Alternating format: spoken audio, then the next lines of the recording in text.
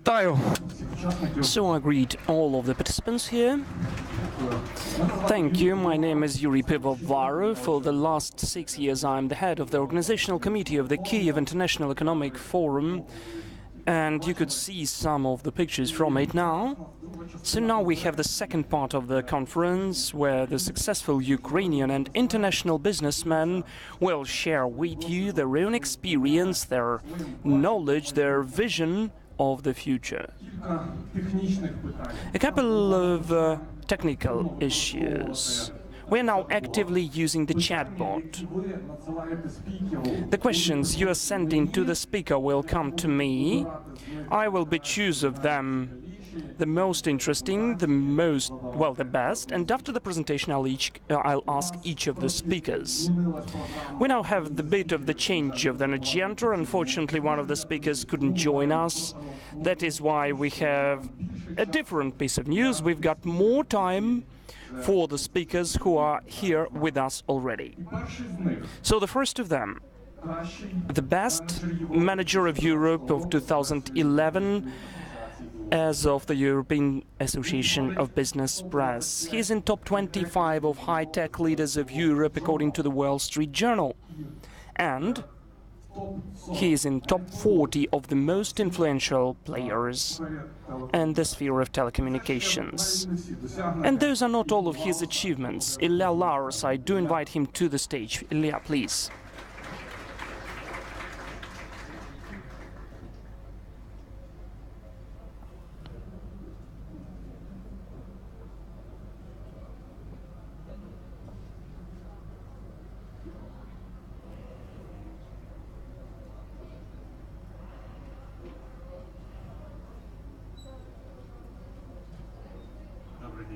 Good day, everyone. It's pleasant to see so many people here who are interested in the success. So today I'd like to speak about an abstract topic, success. Because this is the topic of my own speech, how success looks like, how we can prepare for it, and how we can a bit influence onto the success in your personal life and in your career. So the first point I'd like to present to you is that in comparison with a well-established opinion, success is not that connected with the knowledge. I was living in the period of time when the knowledge was an absolute value, a diploma in knowledge, the school, the textbooks, encyclopedia, tests, everything is important, and your career depends on that. And the life showed it's totally different. Yes, knowledge is important. The minimum of knowledge is important and necessary. But first of all, this is not the most important component of the success. And secondly, and I will emphasize that during my presentation, that the weight of the knowledge in the success, the more you go, the lower it is. The investment into encyclopedia knowledge is the worst what you can do in the modern world. So I'll try to tell you why. So what I'd like to focus upon today, those are 2 points which are traditionally not that similar to success. The first, I think that it's impossible to program success. I don't know, maybe you read such books like The Black Swan. People are nodding, so they know about it, that success cannot be programmed. Those life events, those sequence of events which impact your life, the life of an individual, they are accidental. If you just close your eyes and ask yourself, in your own life, which event really changed your life and had the biggest consequences, 99% it was totally accidental. 99%. If really black swans, that is, rare occasions, impact the success most of all, then there's the rhetoric question, how we can prepare for anything, what we should do. So I should emphasize 2 circumstances. First of all, what really influences the success is the choice of the field for the game, when there was the research what really correlates with the success of the Hollywood stars, the answer was rather trivial and comprehensible and interesting. The physical fact that the star came to Hollywood during his or her life. So if you are in the Tennessee state of Nashville City, and by the way, this is a very deep rural area in America, it doesn't matter whether you are so talented, what you know, you will never become a Hollywood star. And vice versa, if you're physically in Hollywood, sooner or later you'll face the film director, the partner, or anything. So it can lead to the proper choice of field for the game, either Nashville, Tennessee, or Hollywood.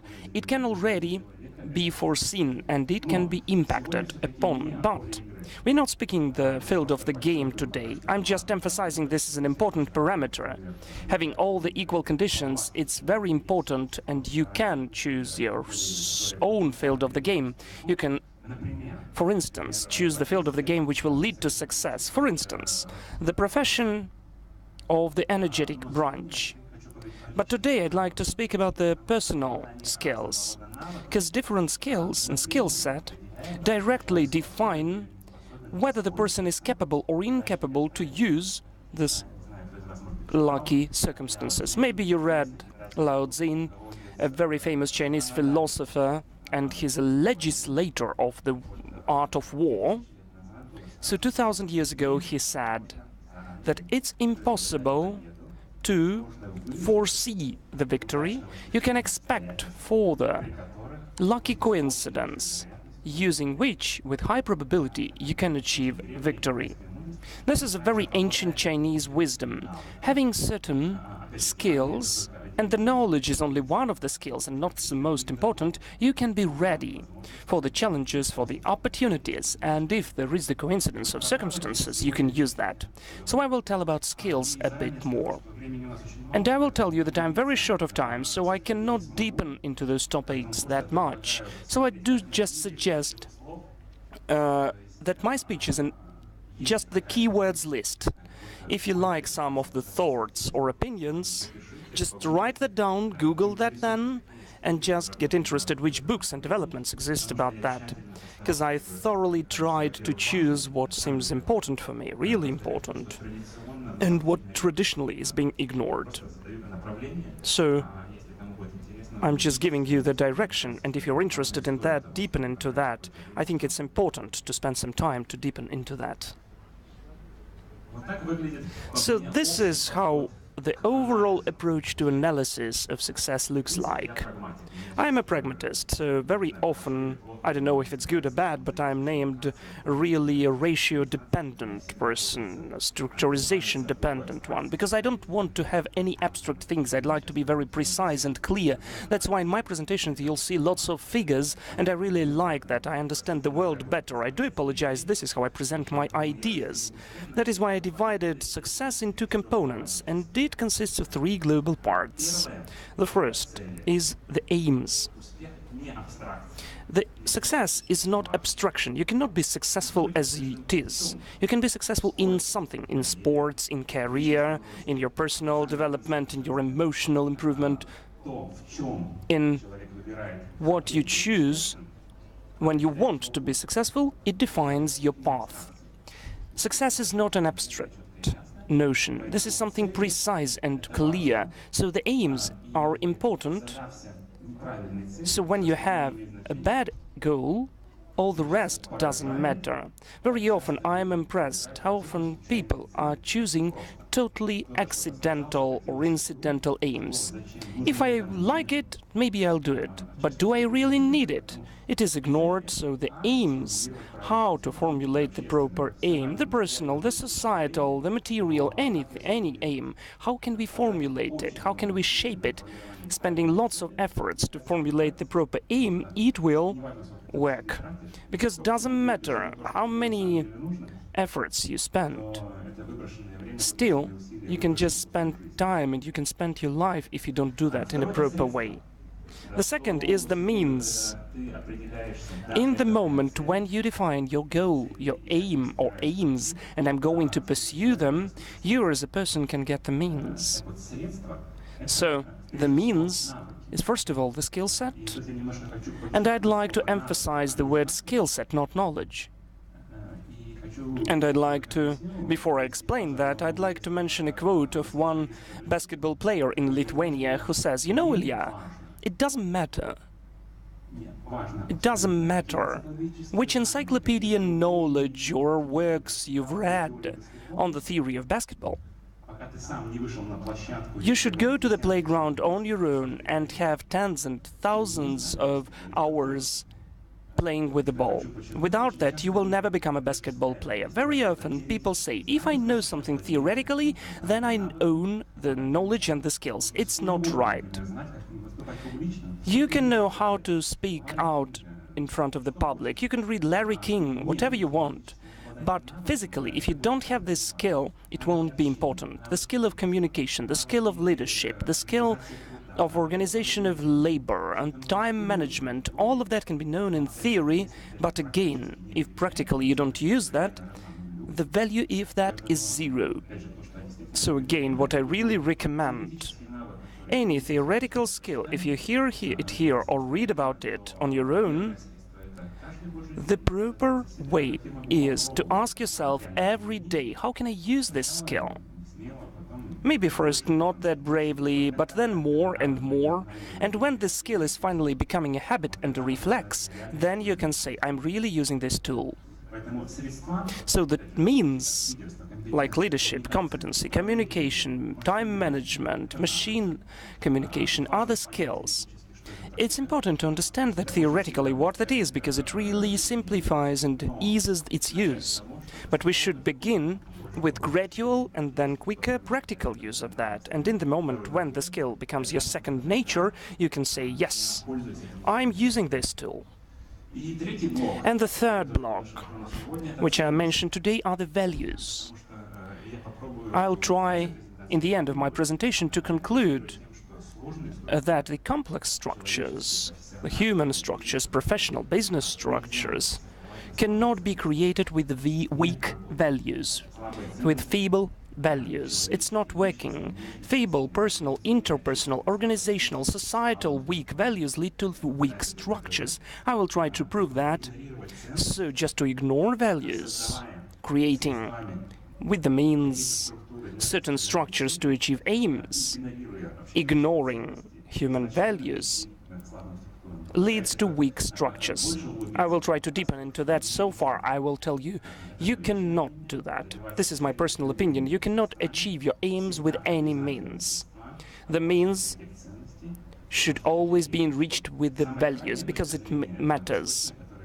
The Eastern opinion tells us that the aims are not important, the means are not important, values are important. So the values like human values, family values, collective ones, societal, state values are really important, because you cannot create strong structures with the weak values. So as for the aims and goals, I'll try to be as quick as possible in a concentrated way, because mostly I spend approximately 3 hours for that. Now I'll try to be as short as possible, so please try to be very attentive, because every word has been checked already. That is why I wrote it down here. The first aim, you need to formulate them precisely and clearly. If I now ask the audience to close your eyes and clearly say which aims I have, 80% won't clearly understand what they want. So subconsciously, you have the feeling, I'd like to get success, and that's it. But what exactly? Which skill, which position, which post? Maybe some bodily perfection, or spiritual or emotional. You cannot formulate it. The real life is that you don't have anything clear. If you haven't formulated anything clear, you won't achieve anything clear. So defining the aims, I have the ratio of 2 to 8. The planning to the achievement should be 2 parts of planning, 8 parts of execution. This is the ratio. If we took it for the education, it means that if in average the education goes on for 6 years, then for half a year you should try to understand what exactly you'd like to get from the education, which university, which specialization. I didn't spend my time for that. I thought for 2 days economics is so fashionable, and I went in that. And if you don't invest into time, what are the alternatives? What are the opportunities? What's in this institute? What's there? Leads that the choice is totally occasional, incidental. So the probability that it coincides with your real aim is rather low, because accidental choice is not efficient. Whatever you do, if you plan the next day, 20% of your time should be spent for planning. If you plan the holiday, the trip, the task, the time of other people, the education, if you plan anything, it pays off if you invest 2 units into a very precise and clear understanding what are the alternatives if you really need it, and only then you deal with that. Very often this ratio is totally accidental and dramatic. Some of the aims are rather accidental, I rush there, I do that, but it turns out that I didn't need it at all. The crystallization and validation of aims, whether it's complicated or not, it always leads to very precise and understood thesis. And sometimes, very easily, you can look at a couple of points and to understand whether it's worth to invest lots of time into those aims. Just to illustrate that, I'll tell you, if lots of companies are coming for funding to us and bringing huge business projects for years, the prices, the human efforts and lots of money, all of the huge projects can be reduced into 2 to 3 theses, whether people want to achieve this or that. We can try them, check them with the minimal efforts, with the minimal budget and time, and to understand whether it's working or not. And only getting these proofs, you can move on and really invest big time and big money. So the ratio of tests of thesis and the aim can be 1/10,000th of the resource for the test, and it can save lots of years and time. The estimation of the resources is incredibly important. Again, because of the experience, people don't understand which resources they need to achieve the aim. And you can see that in the young startups, which say, today I'd like to create this thing. What do you need? Well, kind of something. But why? Well, I just say approximately. So very often people can make mistakes, and this ratio can be 1 to 100, just because they don't allocate 2 units for understanding and planning how much it costs, how much of resources you need, and they're so surprised when they need to work more.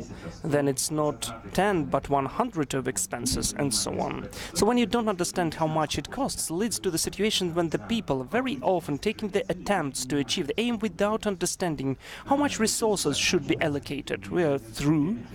The resources are through, the patience, the time, the money are over, and when the aim is still not achieved, it's not that good. The person can get disappointed, can lose everything, and will understand that he should have planned.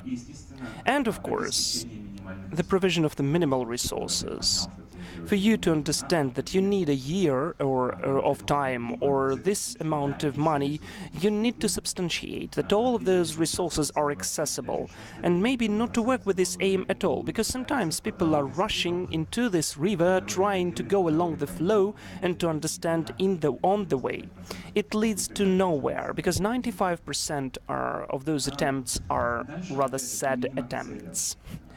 So, about the aim, there is a very famous quadrant which is called importance versus urgency. It can be used anywhere. First of all, for the achievement of aims. So, if you don't know English, I will translate that if you create 2 dimensions, importance and urgency, you'll have 4 sectors. The first one will be both important and urgent. The second sector will have what's important but not urgent, the third one will have not important but urgent, and the fourth will have neither important nor urgent. The problem is that people, most of all, when you look at this orange sign, instinctively they spend more time when it's urgent. If you look at your working day, you're doing the urgent because someone is calling you, someone needs that, something is burning, something has happened, so the person instinctively perceives the signal. It has to be done now. The problem is that when you deal with the urgent affairs, you ignore the important things which are not urgent. Because everyone, I'm sure that every one of you has a very important affair to do, but you cannot do that. You don't do that. It can go on for a year, for 10 years, and the rhetorical question, is it worth it to postpone an important affair for 10 years just because your air is filled with urgent but not important things? Someone is calling, some details around you just because it's urgent. So the understanding what's urgent and what's important, and how you just cut out what's urgent but not important, and to replace it with lots of blocks of information and resources to what's important. This is the most important skill to manage their aims, because mostly people are tempted to solve quick, urgent but not important tasks. Priorities. You cannot have enough time for everything. Prioritization, what to do, what not to do, is the most important thing of the flow management, of the resource management and your consciousness. Here you also have the rule that only 20% of what you do leads to 80% of result. It can be used anywhere. Which letters you prefer to respond? What's the sequence of the tasks of your affairs for everyone?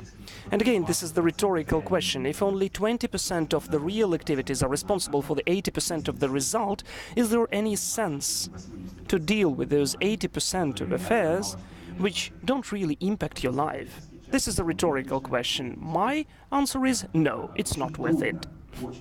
It's very difficult morally not to do anything. It's not that easy to say no when you are asked to. Psychologically, it brings to discomfort. So the skill to cut something out because you understand that, alas, it does not coincide with your values, with your priorities. When someone asks you, you may say directly, I will never answer your email, because I've got 100 of those emails, and I cannot allocate lots of time for all of those not important letters. It's not that easy, but without that skill, focusing upon what's important only is not possible. So that is why it's so important. And nice piece of news is that this consciousness management of attention and resources, which tasks is the email, the projects, is getting my time and my resources as an individual, is a really powerful tool. That consciously you're saying, yes, I'm spending 5 years a week, and for this I'm not spending time. And you should directly confess, I will never spend time for that. This is the best tool to understand what's important, what's not, what should take your resources, and when you consciously just put up with the fact that you will never achieve 100%, you should create this thick skin, you should create this will to get to know how to say, this is what I'm doing, this is where I spend 5 years and 5 hours a week, and here I won't, though they pray, though they just threaten me, I will never do that. This is a very powerful skill. The organization of the processes, and again, mostly the processes in the human life are rather chaotic. Someone called, someone just said something, so this chaotic movement means bad quality. Only the processes lead to high efficiency of feedback. I illustrated it with the car factory. Only when Ford created the assembly line, only then the production of vehicles became efficient. Everything in your life has the processes. How you are compensated in the supermarket, how you work with your email, how people are coming to you or not coming to you. All of the iterations are the processes, all the repetitive processes. People can deal it not only on their own, but they can formalize it, not to have a drift or a gravity feed, but to work with it. When you automatize the process, and in the beginning of the career you do it ad hoc, when an accountant needs something, comes to you, calls you, it's not efficient, and then you say, okay, let's spend an hour a week when you pile up for this hour, and during this hour you're doing all of that, and when you don't do anything with me during the rest of the time. When you introduce this process, then you will have the increase of the efficiency multiple times, because only in this way you can efficiently decide all of the issues. You are both ready. You are freeing yourself that during a week you are bombed, they write to you, so the processes are really important. The processes depend on the direct efficiency.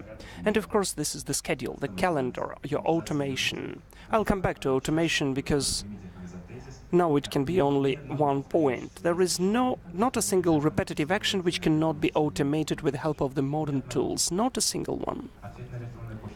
Your email responses, sorting, calendar, tasks, everything can be automated, all the iterations and repetitive actions. Automation of the repetitive processes is a powerful tool and leads to the efficiency hundreds, thousands, sometimes millions times. And the work with the habits of the person, because the structure of this presentation is telling us about the personal traits. So the work with your habits is also a very high feedback. Because the habit is reflex. This is what autopilot is, the automation of any processes at the level of your conscious and subconscious.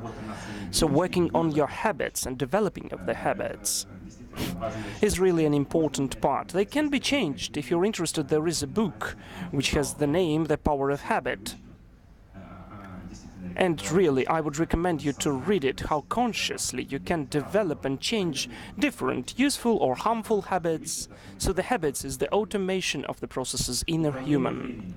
Time management, an incredibly important block, and a couple of points about that. First of all, if we look, mostly time is the only resource which is really restricted for 100%. All the rest resources can be bought, replaced, acquired, added, but time is only like this, and that's it.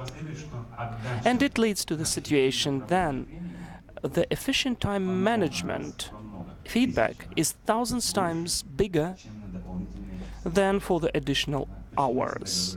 Why am I always saying that I don't like workaholics? I'm not a workaholic myself. Because in best case scenario, if you're working 24/7 and you triple the time, this recoil for the additional time is 30%, theoretically, because the person cannot just deal without sleep and cannot efficiently work when he's working 11 hours in a row. So the reserve is 300%. So the recoil on the efficient time management is 1,000,000%. I'm not joking, and I could recommend you the book, How You Are Working 4 Hours a Week. Maybe you've heard about it, it's a very famous one. The point from that book, that is any modern profession, it can be included in 4 hours a week if you do it efficiently. 4 hours instead of 40, and in any profession this is not a restriction. Technologies are really don't restrict the opportunities. How you can involve lots of processes when you are restricted by time. This is the sphere which I would recommend and study, because time management is a very high art, and when you know how to do that, you achieve much higher results than in anything else. And your own thinking. Some of us have seen this slide, some of you have understood that. I love this slide, because it illustrates a very trivial thing. If you're interested, so all of the there is no fence here, but all of the sheep are trying to come through the gate. This is the instinct of the crowd. If everyone is going there, we're going there. If everyone has to go through the gate, I want to stick myself into the gate. But no one understands that you could do it without the fence directly, because the grass is good there. No, I'm doing like everyone else. If you analyze it, you will be amazed. when you see that people did not just decide that it should be done, but because it was imposed on you, beginning with your clothes and ending with your habits, behavior, phrases and statements and so on. In the modern world, it is told this is the world of creativists, because 20 years ahead of us will have only creative workers and robots. There won't be any executors, because we don't need them. So the starting point is the independent thinking. It's not that easy. It's not that easy to go against the crowd and to estimate on your own. It's not that easy. It cannot be achieved in a day or in a year. But without such a habit, if you are independently deciding that you need it, but not because it was imposed, is not that easy. The evolution created a person to copy other actions, because it's a very useful and powerful position for the evolution. It means that I can survive without even understanding why everyone is avoiding the tiger. I just copy and survive. You don't need to scan the space and understand who is doing what and where, because it needs lots of efforts. Unfortunately, people are coded that sometimes it's acting against you. So the moments where the instinct of the crowd is, where the mind is working, where my critical thinking is, I just don't understand why it's done. Where I can analyze the surroundings and say, what's right to do?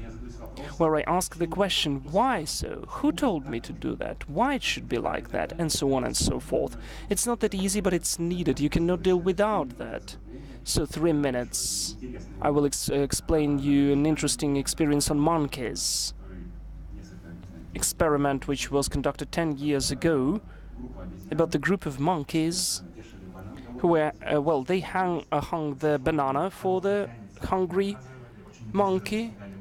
So when all of the monkeys wanted to reach out the banana, they were just punished. So when another monkey was, a new monkey was coming, and it was trying to reach the banana, when the punishment was abolished, not a single monkey couldn't see personal experience of punishment, but still not a single monkey was trying to reach the banana. So the monkeys developed the habit not to reach the banana until there is a monkey, looked around, there are no people, the banana, and I'm hungry, and thought, why are you prohibiting me to do that? And everybody was amazed. So we could do it. We wouldn't be punished for reaching out the banana. This is a nice illustration when you can just try to reach out the banana, but the instinct of the crowd makes us do the same. Communication is also an important block, which I would definitely recommend you to study at 2 levels: interpersonal communication and public communication. And the main point is that the myth, what the people are saying and understanding. It's a myth. Mostly, a person is saying, the second one is not understanding.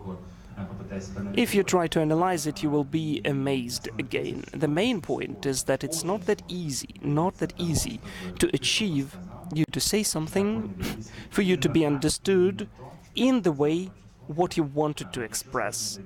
And it's even more complicated to achieve for the audience to understand what you are saying. This is the skill, a very complicated skill, which depends on the content, on the proper surrounding, on the work on your image and attributes, because image really impacts the message more than message itself. For instance, here I showed you the picture of Obama. The image of Obama meant a shirt and his sleeves like that. This is the part of his message. He's working at the party here, and his image, the time the worker, I'm like you, witnesses more and persuades more than the words of his, which sometimes are not understood. This is the part of his message. So authority, the contact with the audience, the support of this contact, the work on the message is incredibly important. And again, so far I'm saying that it's interesting to work on that. There are lots of books. And without developing the skills of the human communication, it's not that easy to live in the contemporary world. You will be surprised. If you have this task in front of you, not just to express, but to check whether people understood you, you will be amazed that it's not working how you thought. And this year I decided to include the new slide, the new skill. I decided to separate machine communication. Who's interested in that, I will tell you that this is the skill which people never had before. And if we separate the most important skill of the individual 50 years ahead, I would name machine learning and machine communication, because the artificial intelligence and the machines are creating the world around us in spite of us ourselves. And even now, people are not able to understand the deepness of the thinking and of the AI until the AI, well, it sometimes reminds us an autist guy. The deeper understanding which we don't see, but on the other hand, we don't have the interface of the work with the person. So far, we don't have the understanding of the emotions, the empathy, the background.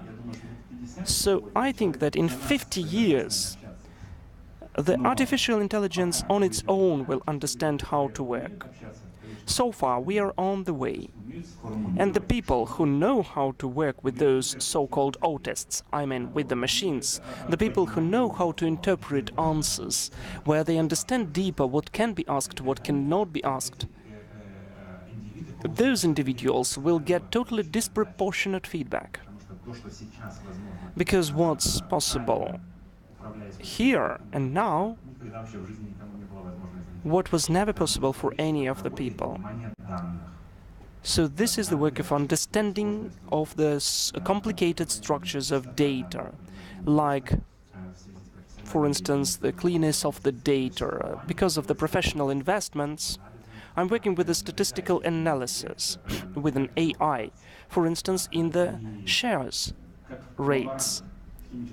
And as a laboratory worker who looks into solutions and wants to provide not a single microbe into the solution, you need to understand whether all of the principles have been distorted. If, for instance, you change the timer into the summertime, everything distorts. If you don't understand a little thing, it will be interpreted in a totally different thing. For instance, BAM. Something fundamental has happened, because the shareholder feeds have changed in comparison with the news. If you don't understand those little things, you can't amend it, you cannot explore it and examine it, then you understand that you're not able to work efficiently, let alone that the language, the human language, is too simple. The AI has such complex structures that the human language is too primitive. But if you faced programming and coding, I will tell you that even at the basic and trivial founding, the logical operations, like the human language, does not foresee hard or soft or. When you say, I'd like an apple or a pear, the person does not express whether he is satisfied when he will have both an apple and a pear. The machine will never tell the difference. They have a very exact or, either the apple or the pear. And this is just the lowest level. Those are the basic structures. So without investing into the understanding how do the machines speak, how do they communicate, how do they develop the language, how we can formalize it, it's just impossible to get this feedback. So I think that coding in our world is not a profession anymore. This is the basic skill of grammar, as well as the language, as well as all of the basic skills. This is the basic skill set. Machine learning, again, how we can learn.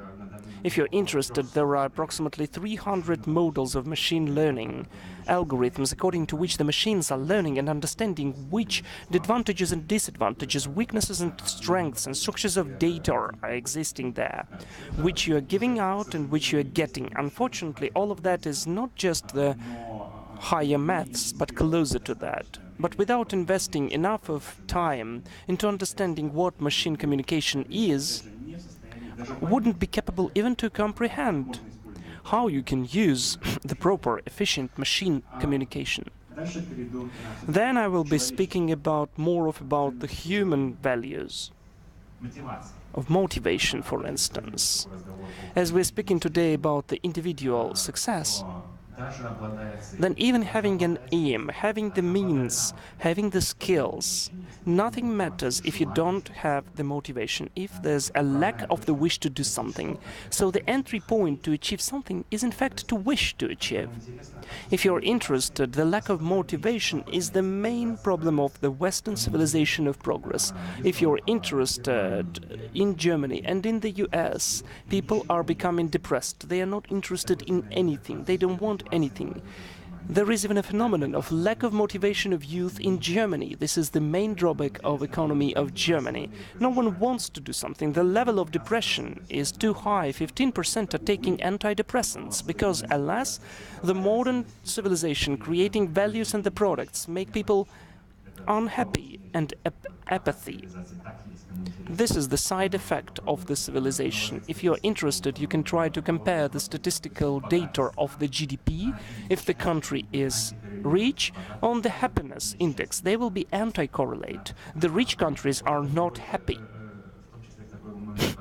And it leads to the lack of motivation. But the good news is that the work with motivation gives us recoil and feedback. If you want something, you can achieve that, and the tool of work is trivial. Like eternal values, like sports, like sleep, nutrition, formation of aims and achievement of aims, in the context of values when you feel yourself happy. So the internal motivation can be impacted. I will not deepen how, but still, I will tell you, this is important. You should pay time to that and understand that. And external motivation, how to achieve for people to want something who are around you. This is the first formula of the boss. Not the superior who understands or who is harsh enough is good, but the one who can achieve the motivation of the subordinates. When the subordinates want to do something, then everything is magically transforming and happening. When the subordinates do not want, it doesn't matter what and how you're doing as a boss. Because then you're having millions of explanations and excuses why. It never happened. Responsibility. Again, in the modern world, the individual who cannot take responsibility cannot achieve success, because responsibility is unavoidably connected with risks. Responsibility is not possible without the psychological burden. It is impossible without the risk management and, of course, the skills to lose, because it's a myth that successful people are always successful. It's the total myth. The person will always have failures and hits. The issue is how many hits and misses you have. You can either choose the full apathy and just to flow along the river, or you can just choose a different way, when you have lots of victories, but the price is lots of failures. And I think that all the successful people have more failures than victories. So you shouldn't be afraid to work with that. You should understand what it means. It's important. Discipline. And again, if you're interested, discipline is connected with the strong will. I will name you two interesting phrases. It was mentioned that there cannot be difficult tasks. There can be tasks who you don't want to perform. So if you use it phrase, it turns out that you want to do something you don't want. What you don't want, your brain will find a million reasons never to do that and never to achieve that. The problem is that very often what you need to do, what really the result depends on, is something you don't want to do. And without finding the tools for yourselves, how to make yourself, it's very easy to be tempted to delay it, to make it later, and you will never achieve anything, because, alas, when you try to make yourself do something what you don't want, it's not achievable. Yes, discipline is very important, so the second point I'd like to mention is, if you're interested when there were research among children, that there was a 30-year research among children, and they were tried to understand what in the child is really impacts the success of the person in the future. I will miss the details, but I will tell you, when they compared the IQ, the intellect, and the strong will, which were measured by their capability to their wish to take a cookie, the strong will in 80% was correlated with success in 30 years along their life. Intellect only 20%. The muscle of the strong will, the skill and the wish to do what you don't want to, was 4 times more important than a clever and talented child. And humanity. I'm concluding this is the last slide. Still, whatever we say, human are human. Human have humanity inherent. This is the myth that the person is rational and very logical and takes decisions which are well thought through. The whole economy is created on the ratio, and this is full of doubts. People are not rational. This is not good, not bad, this is just a fact. The understanding how emotions manage the person and not the ratio, it helps us to understand what are the inherent instincts or peculiarities, which emotions we have. And again, there are lots of books and seminars about that. So if you understand that, it will lead to lots of achievements in comparison with the instincts. But unfortunately, our inherent instincts are leading our way. They are working, and understanding that is important. So I will end with the phrase which I began with. The system of values is the most important. Just take it as a point, as a provision. I can deepen into that, but when you don't have powerful values at all of the levels, the person, the individual, the society, the family, the country, the complicated structures are not created. If you are interested in that, 2 years ago, I've heard an opinion of one economist that China would never achieve the efficiency of West until the interpersonal relations will be working, like corruptions, manipulations, selfishness. Unfortunately, China is not that well developed as lots of Western countries. So that's it. Thank you for your attention. Thank you, Ilya. We've got 10 minutes for your questions. I was trying to choose the most interesting ones. How can we choose the only sphere of activities where I can develop my business if the choices and the options of the modern world are so wide and broad? A wonderful question, $1 million question. Yes, really, spending lots of efforts for the thorough choice. What I told you in the beginning, it will pay off if, for instance, this is the choice of the profession or the studies. If the studies takes 4 years, there's sense to spend half a year to understand which universities, opportunities, courses, grants, countries exists. Then you can weigh it and choose, spending time and efforts to acknowledge what, why and when. It will really pay off and compensate. Then it will be obvious that very often someone just told you something that intellect is cool, it's the future, but tomorrow I'm trying to make myself a coder, though I'm not a coder myself. It is not working. Maybe we should try while you have time, when you are young. I really liked Jack Ma's phrase at the World Economic Forum, who said that while you are 20 to 30, you should try different works. You should try and gain experience. 30 to 40, you should start your own business. You've got time to fall and rise. But 40 to 50, you should do what you do best. And after 50, you should share experience and enjoy your life. The next question. If still the life is full of black swans, is there really sense to plan in the long-term perspective? Is there sense for the long-term planning? Okay, 2 points. Very often planning is not the wish to achieve the aim. Planning is just the defining of the vector of movement. Until you tell everyone, we are going this way, though you know that the probability that we achieve this aim is low. But if as a leader say that we can achieve it, the workers don't understand it, and they will say, okay, we have different values, maybe we don't want to go there. The definition of the aims without the expectation to achieve it, but just of the vector of movement, it is working. Secondly, the experience witnesses only when you are moving a certain direction, you are able to understand and to see, okay, maybe you need to change it. And what's really not working is this chaotic movement. When you're moving in all the directions without understanding, I'm living today, I'm amorphous, it's not comprehensible. So those theses can be comparable. Yes, the future cannot be foreseen, yes. If you have an aim of India, Columbus will achieve not India, but the most important thing is to choose the team and to say, you know, this is the ship, it is moving to the west, we are expecting to see India.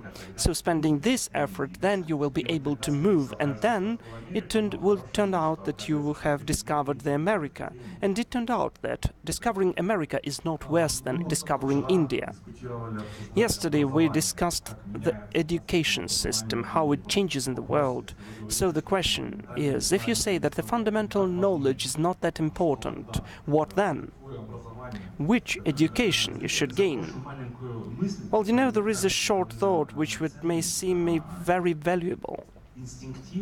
Instinctively, at least I grew up in the surrounding which did not allow me to think that I will be taught in a proper way. I was taught in the school, I was chosen, and the subjects were chosen not by me, but the teachers gave me the understanding that to teach is someone's task, but I have to choose.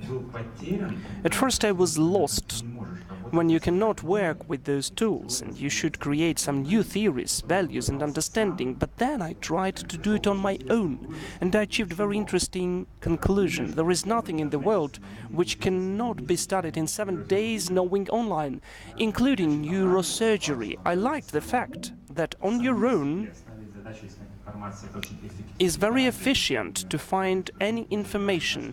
It's a much more efficient tool than to wait for someone's formulations to see the textbooks. So now I consider that the most efficient study is self-study.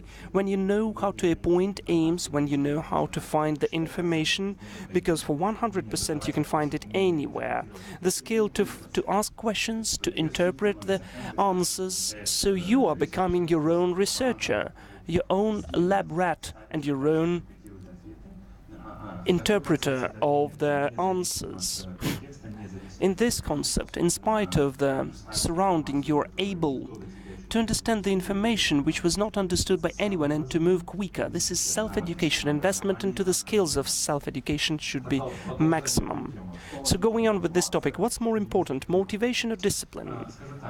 I will tell you the following. Motivation without the discipline will achieve at least anything, but discipline without motivation will never achieve anything. So if I have to choose one of two, I would take motivation. But again, motivation without discipline will never achieve a lot, but motivation with discipline will achieve a lot. So the second place will be taken by discipline. Emotions versus rational attitude. When I make a choice, should I listen to the opinion of my wise parents? It depends. It really depends. Because if you have certain reasons to conclude that your parents have lots of experience and data to have this conscious advice, then I would listen to them. But if you think that your parents never faced the similar issues and problems, then I would deepen why exactly do you think like that. I wouldn't just have this blind choice, but I would explain why. And if the arguments would seem insufficient, I would say, okay, I'll take it only as an opinion. And the final question. Yesterday we discussed AI, and the question is the following. If the thinking is the process as well, and all the processes can be automated, then maybe you can automate the thinking process, yes. What then? It depends. Robots. Well, yesterday we were speaking that maybe we are the collaborous generation. If it's possible, I'll come back to the previous question. There are two classes, types of machine learning. The first one is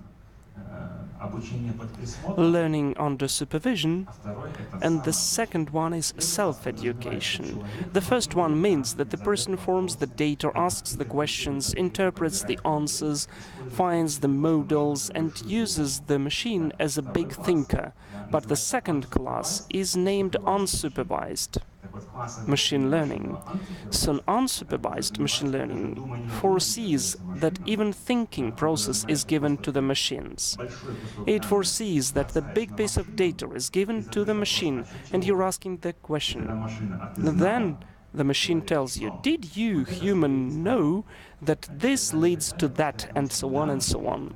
Yes, the thinking can be automated, and not only the routine thinking, that we're just giving you the number of data on economics, and we want to foresee the indicators of the next year, and even then you shouldn't think you can just give all the data and feed it, and then you can try to find something interesting according to your understanding what's interesting to you, and then the machine is saying, well, did you know that we are expecting next year the growth of these indicators, whatever they mean for you, human?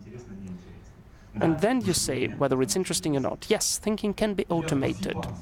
Thank you, Ilya. Thank you that you just came to our conference. You flew from Vilnius, so especially to us here, to Kiev. Thank you so much. I really liked the expression, the phrase of Ilya, that it's really important which field we should choose for the game. This hall where you're now, this place is not just the office, it's just the place, the field for the successful game of the future generation. Unit City is the whole ecosystem. They are taught here, people are given opportunities here to develop, to create your own business. There are lots of services and knowledges here, collaborations here, and soon you will be able to live here. There will be apartments here. You will be able to spend all of your time. This will be the city within the city. And there is the person who spends all the time to develop it for you, for your opportunities. Please meet CEO of Unit Holdings, Konstantin Yevtushenko.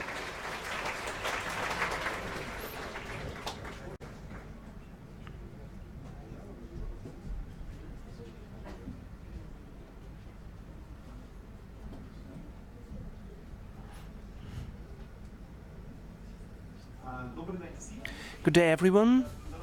I'm really glad that here at the platform of Unit City we gather not only the business, but we also gather the talented youth, the youth which is not only from Ukraine, but also I can see lots of international students, I can see esteemed professors. Thank you that you joined us here today. And today I'd like to have a short conversation with you about what innovations are, how innovations impact our life, what's the role and place of each of us in this process, on this way, and what ecosystem is, where innovations are being born. So let's begin with the basics. I understand that the majority of the audience are the scientists, the youth, which understands and loves figures, the youth, which has critical thinking. That is why I'll try to speak with you in a figures language. That is much more complicated and harder than in business, because in business we include emotions, persuasions, and here I have to be very pragmatic with dry data for your critical thinking, not to be caught and not to criticize me in the end of the day. So let's begin. So what innovations are? In fact, the main role of innovations is the efficiency, the improvement of efficiency of any processes. Efficiency increases productivity, and productivity leads to the growth of an overall any process. In this aspect, we are speaking about the economic processes of the state, that is, the growth of economy of the state as it is. If we try to measure innovations, there are lots of approaches how to estimate innovativeness, and this is the huge discussion. In my speech, I'd like to rely upon the ratio which was introduced into the scientific world in 2007.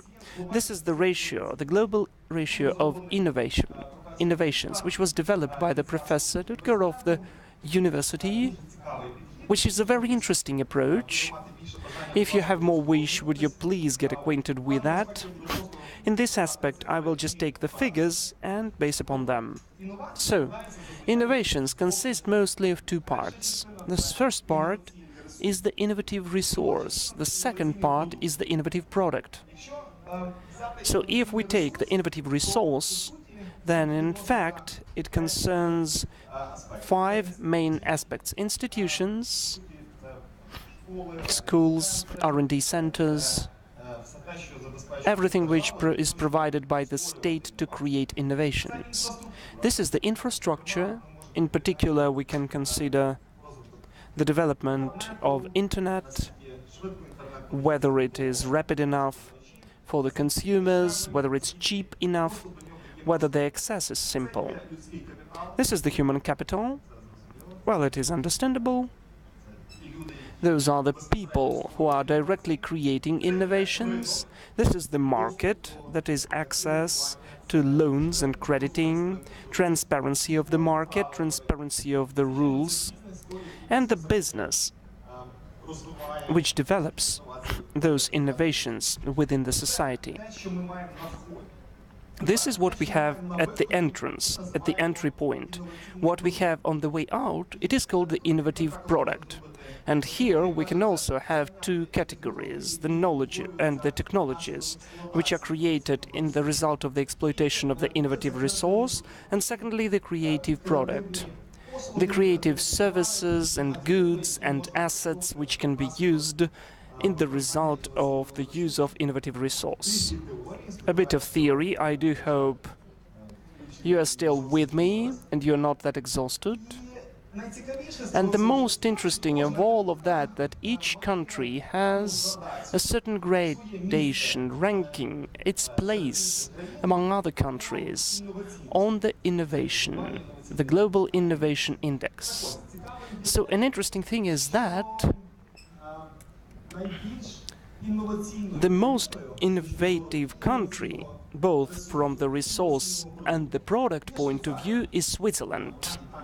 It is the first one in both. I'm trying to be as critical as possible. I try to look like you, and for me, Switzerland is not the country which would be super innovative. I would think that innovations are being born in the United States of America or in Israel. I couldn't think that in Switzerland, but in fact it is like that, because this index is the ratio between the product and the resources. We are not taking an overall number of innovations, we take this ratio. And we can see that the United States take the 6th place about the resources, but about the product they take the 22nd, so they've got lots of people in all of those 5 elements of the resource component can be found, but the efficiency of its use in comparison with other countries is not that high. The 6th place among in the resource and the 22nd place in the product line. And this is the most interesting. Ukraine, where is our place? And we can see that among 126 countries found in the ranking, and it is done by the leading institutions like INSEAD or Cornell University, and it is certified in the World Intellectual Property Organization. So this is the basic big research. We can see that Ukraine, among all of the according to the innovativeness, it takes the 43rd place. Well, we're in the middle, maybe a bit better than in the middle.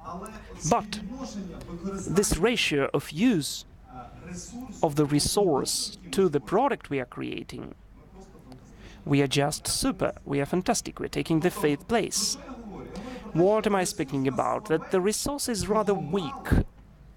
It's not enough. It has very nice perspectives for the growth, but how we use it, how we exploit this resource, is really very efficient. We are the fifth in the world. And in the research itself for 2018, it is said, guys, what are you doing there in Ukraine? Well, they formulated it in a different words, but still, this is a very, very high indicator and ratio, and it inspires us. So we decided to deepen a bit and to look how this ratio was changed year after year. So in fact, in 2014, these are the last 5 years, we could see that we began in the middle. That was the 63rd, then we had political turbulence. In 2015, we went down a bit. But since 2015 up till today, in fact, we had the growth of 20 positions. So definitely there are certain reasons for that. Why this growth is taking place, what is going on in the country, which gives an opportunity to grow. It's written, you should better stand, not go along the stage. Okay, I will stand at the same place, I will not walk along the stage. Well, I can see the prompts, and it was written in my prompts, okay. So again, the critical thinking is included. Let us compare the Switzerland, which is the first one, with the United States, which seems to me to be the first, and us, where we are living now. To the left on this slide, you can see the innovative resource. To the right, the innovative product within the ranking of separate cluster. Well, of course, it's understood about the Switzerland. They have the institutions and the human capital and the infrastructure and the market and the business. About the resource, they are all in top 10. On the ratio, I do believe they are the first. About the innovative product, both knowledge and technologies and creative product take the first place. Yes, it's convincing. And during the last 5 years, they are in this top 10, precisely. The United States. What's happening there? The institutions were always very cool, and in my understanding, it was the factor of innovativeness. The human capital is going down, and the black one is the comparison of deterioration with the last year. They take the 21st place. The infrastructure takes the 24th place, and the market, undoubtedly. Well, but how can't I walk along the stage if I see this light in my eyes? I will walk along the stage. So the market is number one. There are no options.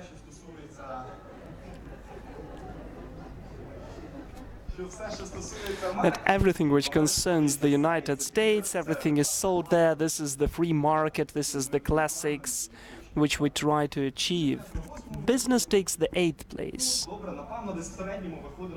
So, in average, we have the 6th place. And as of the innovative product, we have 2 categories. Knowledge and technologies take the 6th, and creative product takes the 14th. So, in the ratio of the people involved in the innovations, creative product is worse. So the use of the resource in comparison with the product is not that efficient. Well, of course, you can be very critical. Well, of course, it's not like that. But in the scale, this is the country number 1. Yes, in the scale, it's the country number 1. But let's measure what can be measured. The number of people, the GDP, and so on. The 14th, and Ukraine. The institutions take 107th position. Yes, we do agree. There's some room for improvement. The human capital, the 43rd position. I consider that this is really is a nice indicator. It grew during the last 5 years. The infrastructure, yes, I agree, we have what to develop, the market again, but business is included. Business understands that Ukraine is the country of innovations, and this indicator of business engagement is increasing permanently. The knowledge and the technologies and the creative product make the use of our resource very efficient. And now we have the critical thinking. You're thinking, yes, those were the nice words, but how does it include all the components? So I will show you all the clusters of the innovative resource, where we are okay and where we are not the best, about those two countries, Switzerland and the US. This is all the open data. You can Google it and read more and look at the methodology of the creation of those figures. It's super interesting. Preparing to have this meeting for you, I was enjoying figuring that out. So the human capital, the expenses for their education is the part of the GDP, and we can see that we are spending approximately the same as it's spent by the Switzerland and the US on this ratio, 5.9. Well, this is the right thing to do. We are going along the trend. The higher educational institutions. Almost every Ukrainian has the high education. Even in Switzerland, there are 57%. The United States don't have that statistical data. They are afraid of this indicator, but we have it. We are among the leaders. The graduates in the science and engineering sphere, again, we have the proper movement, 26% in comparison with 24 in Switzerland and 17 in the United States. And the same can be told about the business, the scientific employment, 37% here, and US has 38%. R&D and professional business, yes, well, of course, we have where to grow, but still. In each of the indicators, we are doing the right things, in fact, from the point of view of the exploitation of the resource to get the product. Okay, now we know that the Swiss are the first, but what makes them the first? How do they achieve that this resource to be as efficient as possible in comparison with the product they are trying to do, for it to be, again, very efficient? We have the state regulations. So the Federate Act on the support of the research and innovations, they have the Federal Council with a huge budget of 350 million of francs, that is approximately 350 million of dollars. So all of that is state support, state money, which are invested into the educational institutions, and we'll find out where else. But we're saying that any innovations, both in the United States and the Silicon Valley, was grown with the support from the military budget, and in Switzerland, and in Israel, and in Poland. You shouldn't go away, because you understand that there are certain separate state funds to support innovations, to support startups, to support creative crowd. I don't know whether it's scientific enough to see the crowd. So the state always takes the first place. Let us look at one more slide. In fact, this is the map of innovative parks, innovation parks of Switzerland. They've got 5 big parks, one of which is divided into 5 more sub-parks, according to different branches. The interesting thing is that 4 of those 5 parks are state parks. And those parks are created closer to the universities. So in fact, this is the next part for you, the students.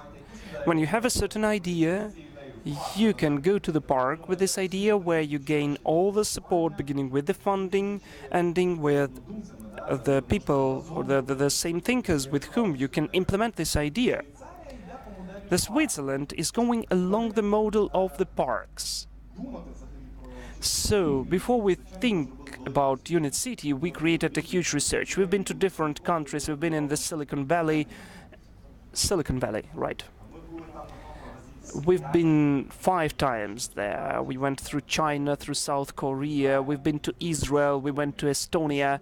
We've been anywhere, and we looked at this experience and looked how they create those ecosystems, how they construct it, because we believed that the success of the innovations is in the ecosystems.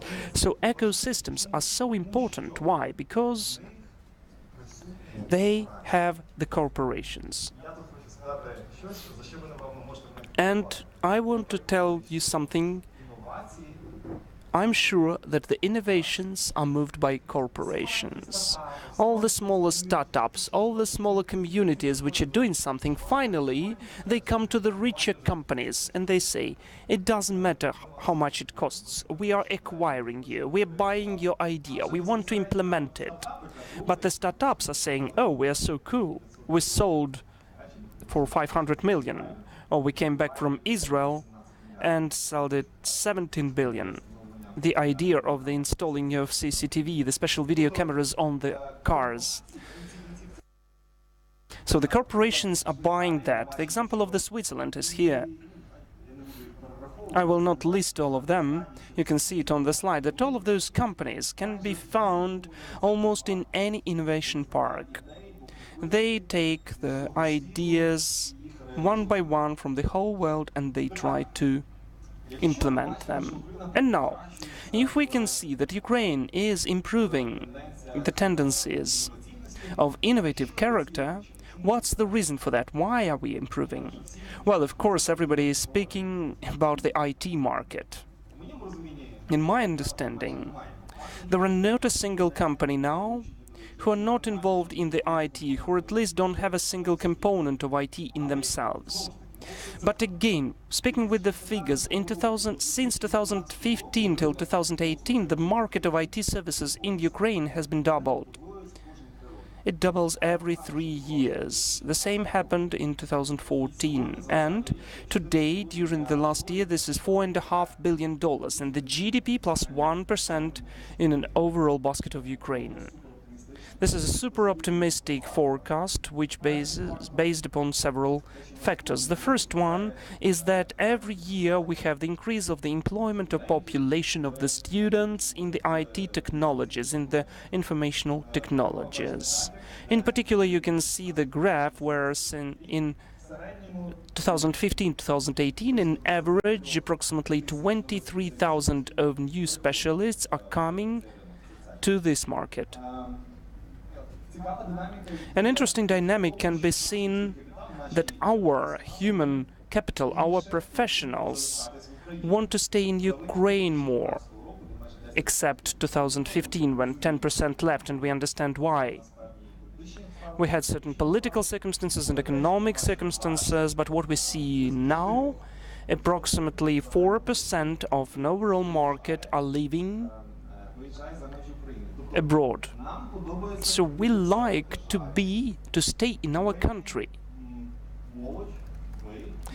Youth, I would even say, want to be innovative. We want to stay in IT. Why? I have a hypothesis why. Let's take the graduates of the economic professions. After we graduate, they can easily find job,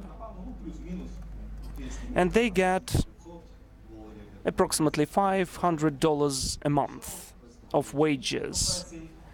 If we have the trade economic professions, maybe a bit less.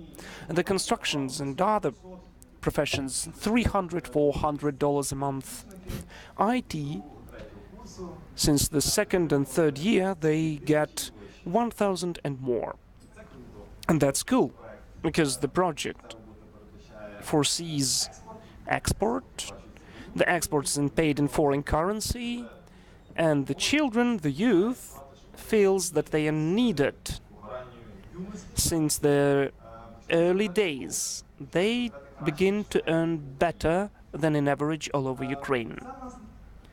So it pushed us to the idea of creation of those points of growth. Today we are in the Unit City. This is the first project which has been implemented in Ukraine. This is an innovation park where we combine different interests. This is the IT school, because we have the coding school, which is called Unit Factory, and we have 900 students there. But what's interesting there, the latest course of 300 people was selected out of 18,000 of students. 18,000. So the competition was very high. We have the free studies here, and we believe that the students who went through our school, they have broader way of further actions. They can study more, and in our park we have additional schools. Not only the baccalaureate, but we have the specializations, not only bachelors, but we also have the School of Big Data and Cybersecurity and Blockchain School, and we'd like to open the school on AI, on FinTech, on Java, and so on, so people can find their own specialization.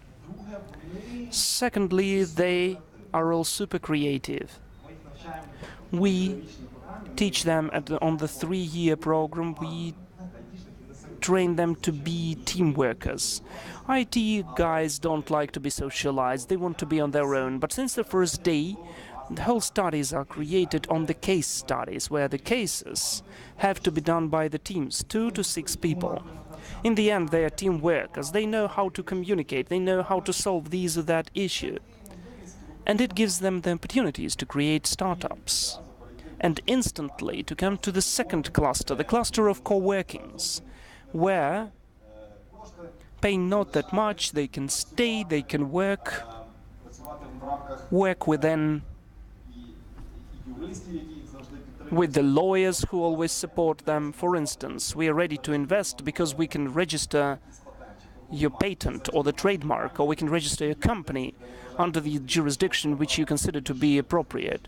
If you have more of the technological startup, this is the United States. If it's a product one, it's Korea or Israel, for instance. So any company which is not the carrier of the idea, but which wants to have the part of this, the share of this idea, is totally ready to give you some services for you to be successful and for them to be successful with you. It concerns both the lawyers and it concerns audit and accounting and financial services, and also the financing itself.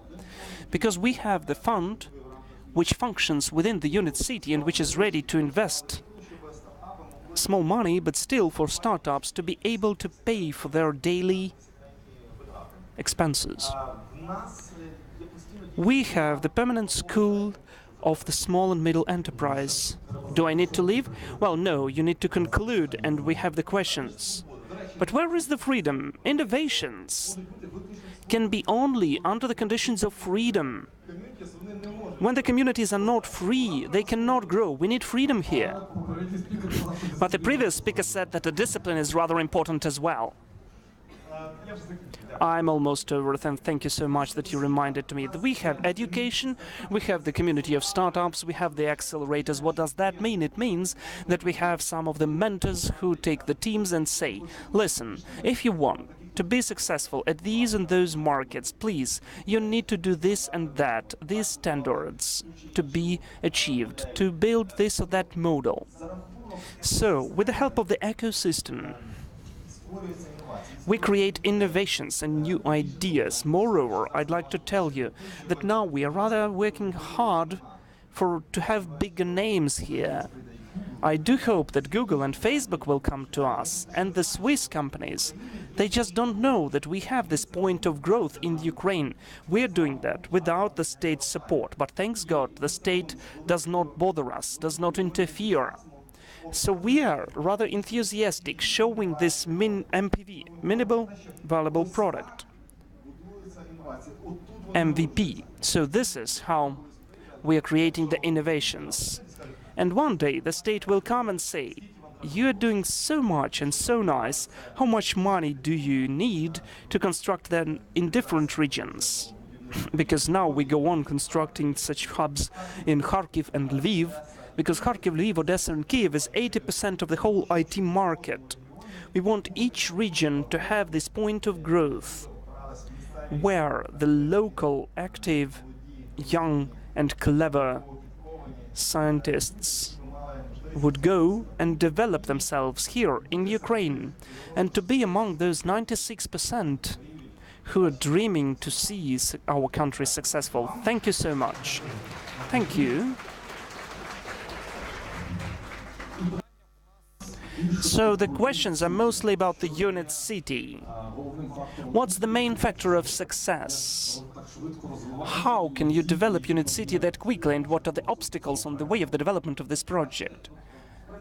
Well, you see, my speech was in fact devoted to the issue why such projects like Unit City have the chance to be very successful, because we are trendy, because we see the needs of the market and we try to utilize it. We try to create the conditions for the teams and the clusters, this innovation resource. We want to become this innovation resource. And when we have this request for innovations, we lack the innovation resource. The more those platforms there are, the quicker we'll be growing in this left component of innovative environment. What needs to be done for the youth not to leave the country? What do you think? To give an opportunity to the youth to earn enough and to feel comfort in Ukraine. This is again the part of the trend which we create here. Let me say a couple of words from my behalf. I had an opportunity to live in different countries, both in the United States and in Turkey and in Ukraine, and I'd like to tell you that I've communicated a lot with Ukrainians there. It's never easy. It's always hard anywhere. But in Ukraine, you can be not only successful, you can be big here. The huge competition is at any market. In the United States, you can be at the nice average level, average, lower than average. It won't be that easy, because it's not that easy to be in the US from the point of view of the work and earning money. But in Ukraine, those breakthroughs are deeper and simpler, and the most important thing, they are understandable. I can see the huge shift in the approaches. So we are not the teams which are scowling and thinking that everything is bad. We are cool. We understand what's going on. We show the example not only for the business, but for the regulation, the state and public. We are ready to take part in all of the panels and to see to tell about all of the innovative approaches, the creation of innovative communities in the world, and to share experience. So in fact, Unit City and our project is about experience. We are having all of the mistakes now for all of the projects not to duplicate our problems and mistakes. And the final question, how can you get to the Unit City? Because we've got new residents, future residents here.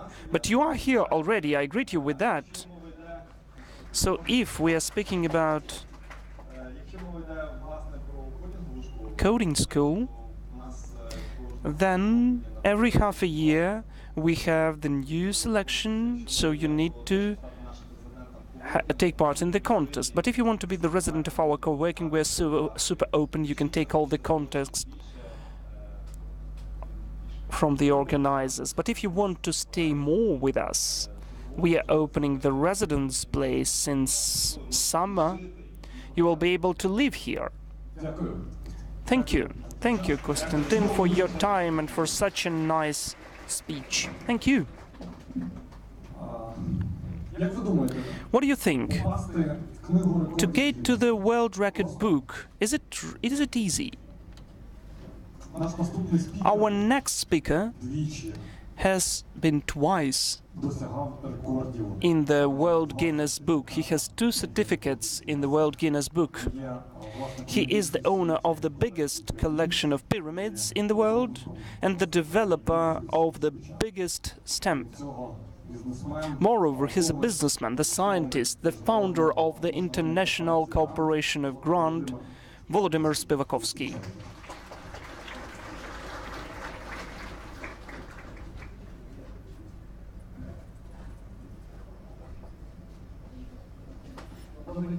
Good day. It's so pleasant to take part in the conference where we have 2 keywords. The first keyword is youth, the second keyword is future. I looked at the beginning of our conference, and this future was symbolized in this yellow sign. I should say that during the last years, in my illustrations, I already used the sign and I changed it into the opposite. Here we see that the future is somewhere ahead of us and we are striving for it up and there, so I turned it down because the future is already covered us and we are already in the future. Sometimes some people say that we understand that we are in the future, sometimes people don't, but we are now in the future. In the future, which is already here, they have some different rules, different created ideas, and if you acknowledge them, you will be both rich and happy. And we've got lots of examples for that. Now, during several minutes, we'll see how we can easily, without delaying and postponing all of that for decades of years, you can organize your life and the life of your family and the company and the country and maybe the world in the direction which we are expecting for a long time. So the strategy of the economy growth of Ukraine, which has been developed, and it looks like a formula 10 for 10 for 10. What does it mean? It means that our country can have the so-called sectoral clusters, or I say mega brands. So I think that there should be approximately 10 of them. And the secret is the following. This is not just the branch, this is not the business, this is not the word or direction. This is a very responsible thing to do. Each cluster, each mega brand is obliged to have at least $10 million brought to the state treasury. Moreover, do you know why is our country stuck in the reforms? Because we say that the reforms are the discussions on how many percent we have the increase of our GDP. Or the discussion about how the tax should be, this tax or 0.5% lower.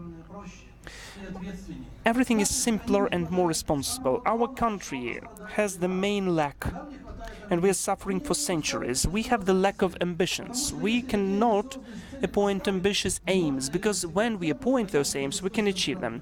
I've traveled through 107 countries, and I know the system of economy deep, and I must say that I found some of the secrets which are on the surface. We can use them. For instance, do you know that Japan, after the Second World War, which was totally humiliated and was total lack of resources, they didn't have anything, it focused its efforts, months and time on the two mega brands. It decided that it will deal not with everything, but only with two mega brands, that is, the electronics and machine building, and decided that in those sectors it can take the certain segment of the global market. What can we see?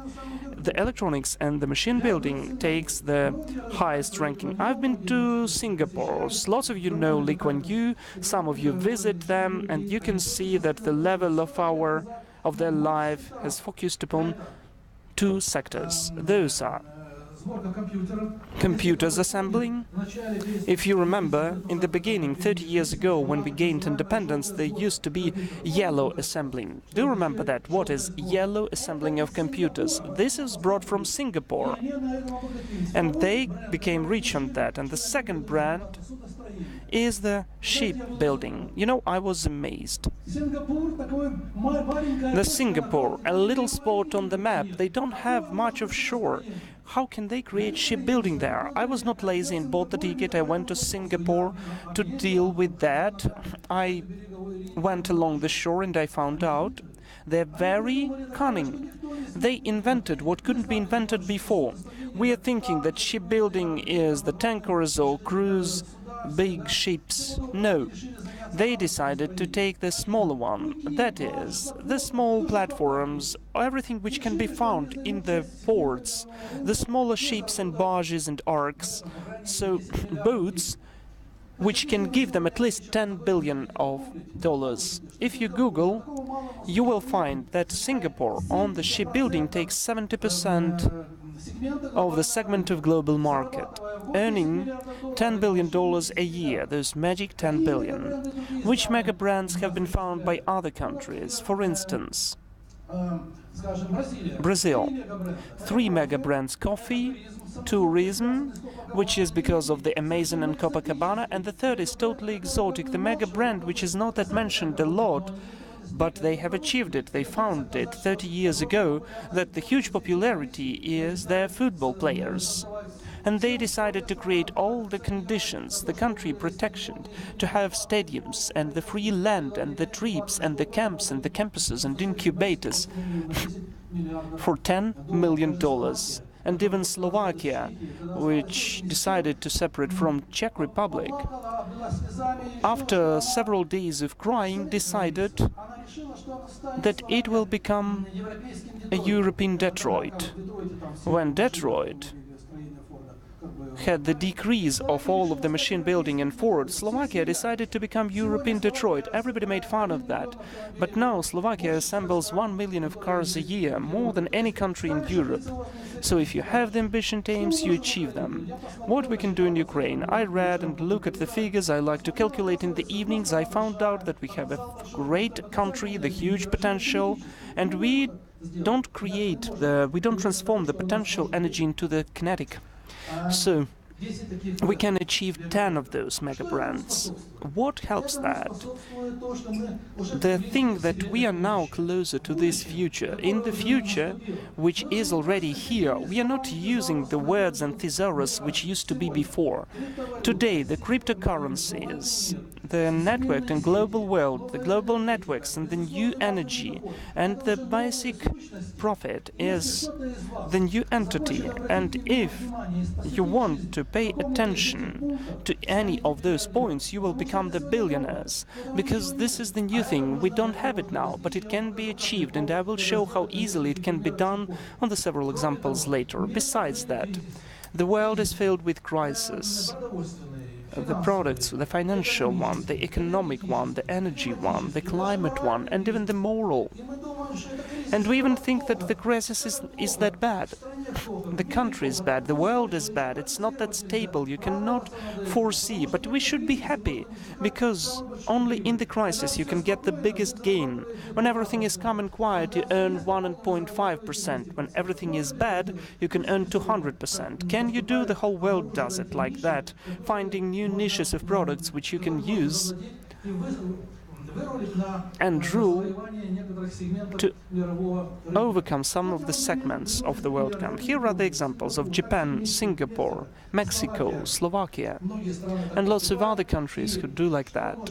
So what we can do in Ukraine, those are the 10 mega brands which in fact we can pay attention to. Well, of course, you know, IT is the first one, like IT branch, but I'd like to say you some points which are not that obvious. The CEO of Unit City showed us the wonderful graph where a couple of years ago the IT guys have developed $2 billion and now $4.5 billion of products. In several years it will be 10, because I like the figure of 10. 10 is my favorite number and it looks so attractive. But this is not about the 10 billion. It's not in the process of how much of products is developed. We need to have an ambitious aim. We need to take 10% of the global market. Today the global market, approximately, according to different estimates, is $400 billion, the global IT market. So we can boldly take 10% of the segment of this market. When we take 10%, that is 40 billion, then we won't have the question how much those enterprises have to pay. 3%, 5%. What's the point? When we have 40 billion, it will be enough for everyone, the sole proprietors. And later I will tell you how it can be connected with the system of education. Where can we take those 10 billion? How it is supported? It's easy, and we will see how it can be achieved, which niches each of you can quickly take to provide yourself and the family and the country with what's needed. Well, of course, I wouldn't like to estimate everything we are doing from the point of view of money and economics. Of course, it's very pleasant and important for me to propagate the formula our secret guest will tell you about in the end of our program. And it's connected not only with economics but with happiness. It only seems that this is a kind of a humanitarian or ephemerical aim we need to achieve. But if you ask whether you want to be happy or not, who wants to be happy? Well, of course. Is it easy to achieve? It's easy. So the level of happiness, it's easy to calculate it. There are different opportunities to calculate it. You will hear about that later. But it consists of several parameters, so I'd like to drive your attention to the fourth parameter, which is listed here, which is connected with our education, because I deal with that. It's interesting to me, because we have developed the educational platform, the future.biz, which is viewed by 200,000 visitors every day in 12 countries of the world. I will show you how it looks like from the point of view of business. I will tell you why. Because the system of education today is one of the most lagging back systems in the world. Everyone is ahead of us, and it is unfortunately backward or lagged. Even the culture, in the healthcare, in the sports, everything is ahead. Still, the education system is the same. If the farmer of the 19th century is moved and teleported to us, he will be amazed to see tractors, wheat, corn, technologies of production which we have today. If we take, for instance, the car driver, he will be amazed what he sees. The cars, the trains, the coachman will be amazed. But if we take the doctor from the 19th century, he will also be surprised how the diagnostics looks like, the equipment, the clinics. But if we take the teacher from the 19th century, he will get to the same. The desk, the blackboard, the chalk, the pedagogical council, everything is the same. We cannot have the same. But how can it be changed? Let us look how it can be changed and how it needed to be changed to make this formula work for us, not to have 20% of the useful action, but 80%. So now the system of education produces, unfortunately, with the 18% of efficiency, 20% of efficiency is working and 80% is just a failure. When you're graduating and you don't have a single opportunity, you're trying to search for it either at home or in any other country. Not a single businessman would allow himself to produce the failed products. But the system of education is ignoring that, 80% of that, and we will try to do that, and you will later understand whether it should be done or not. So why did I change my symbol? Because the system of education cannot tolerate its being obsolete from the past. It should take everything from the future. It should be created for the future. We have developed and seen which 100 future professions are coming, 100 future businesses and competences which are needed for us to act in an appropriate way. But it turned out to be totally different. It was not connected with the jobs only. What should we do with the dreams? What should we do with the style of life? We need to choose your future, not on the professions. Half of the professions will vanish in 10 years. Why should we study if there will be no such professions? It turns out that you need to choose your future according to the style of your life. Where do I want to work? You should ask yourself where I want to work, in a bigger or smaller company, in my own private one or in somebody's, or maybe the state job, at home or abroad, 9 to 6 or freelance, the routine work or the creative one. So you may want to be creative and you will turn out to be an accountant, and I think there will be some problem with that, or vice versa. You should look at the style of life you are deciding to organize, and then you should search through the spectre. People are not working in the professions. People are working in the projects, not in the professions, where doctors are not enough. The doctors need to know how to work with the computers, with the languages, with the psychology, with management, with business, to implement himself and to realize that he has to earn money. You can just imagine that the system of education is not only obsolete because all the technologies are rather old, but because, just let me say that, the system of education never knew the word marketing at all. Because they do whatever they want. Since the 19th century, They had the same curriculum which they had in the Middle Ages. We are in the different reality. The future is totally different. Everything has changed. The science, the technology changed. Everything is different. The system of education tells us the same canonic, classical maths, chemistry, physics, and other wonderful things. What's right? But as the mathematicians say, it is necessary but not enough. For it to be enough, we will see what needs to be done. It turns out that for the education system to be working and to be reformed, it has to have answers on the 7 basic key questions. The main one is why you should study. Because it depends. If you understand why you do that, whether you should go to the university or to get a nice job, or maybe your mom makes you, or maybe the friends are studying, or maybe you want to become the rich one, or maybe just like that, or maybe to implement your capabilities. So depending on the markers, you have the understanding. So it is named the curriculum, the content, the competences, the character.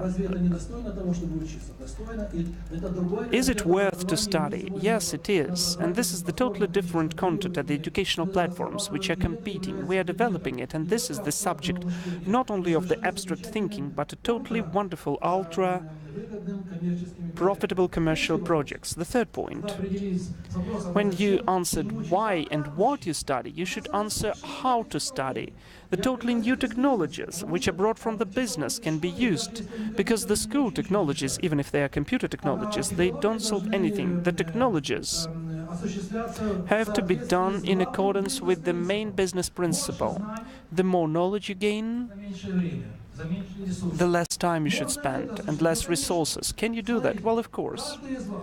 Each of you, when you begin to download any material from the computer, for 10 and 15 seconds you have patience, and then you take in something different, right? Right or wrong? And at school, 45 minutes, the teacher is drawing with the chalk some theorem or some graph. So we cannot synchronize the packaging of the knowledge, the first one, and its demonstration at school. We need to achieve for the packaged knowledge to be totally different way. The delivery was instant, and for it to be done with the totally different technologies, in particular with the case lessons. Who of you considers that the lessons at school were boring and not interesting? Lots of hands. And I would say that I didn't like them at all. Nobody could tolerate that. Only flies can die of them. But it's easy to say. And I like that our conferences are scientific. You're young, you will understand that. It's easy to say that they are so bad and boring, but what we replace them with? What goes instead of them? Those are the words. How can we replace it? For instance, we are actively cooperating. And what? So we needed to replace them with something. When I had lots of trips throughout lots of countries, I could see there is the word which is well used in the business, it is used in the higher educational institutions, but in the schools nobody has ever heard about the case technologies. So we have developed 500 cases in different languages, and they have become so popular that today it's one of the most important trends. What's the case lesson? I will show you in a minute. You have this thing, right? So instead of physics, chemistry, maths, biology, you need to have 180% different approach. So what do we have of the mathematics, coding or anything? What do we have of physics in the cell phone? Crystal great electromagnetic waves, because we don't hear the sound, we hear the waves through the satellite. What's of business there? The price of the phone and the package of the mobile and cell phone connection. What's of the literature? Even the texts we are writing are a bit of the literature here. What's of chemistry there? Battery, right. So how long does your charge go? 2 days? A day? Well, a day at least. Well, but children are playing games, so a bit less than a day. But is one day enough? Do you know what battery is there? Lithium. So, lithium. So it turns out that there is a formula according to which you can calculate how long does the charge go, depending on the clarity of the screen and on the brightness of the screen. So it can take half a day or 24 hours. But can we have any other solution and any element of chemistry element who is a bit different? Cadmium. And the teacher can show you this table of Mendeleev. So cadmium takes approximately a month. Wow, and everybody is asking, but why? Why don't we use it? Masha, you have asked, and we calculated it. It turned out that it costs $50. Someone asks the teacher, you've got such a big table of Mendeleev with so many elements, don't you see a noble element which can graphene? So if you said about the graphene, would you calculate it? The graphene battery can have the charge of a year. But as you can understand, no one is looking in the window. Everybody is looking, everybody is listening. Graphene. They looked at it and it turned out the thing is not the price. It's not used because they couldn't accumulate it enough. This is the thing for technology.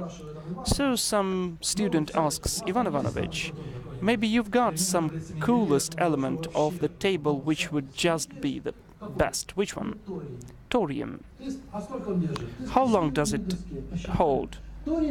So come to the blackboard.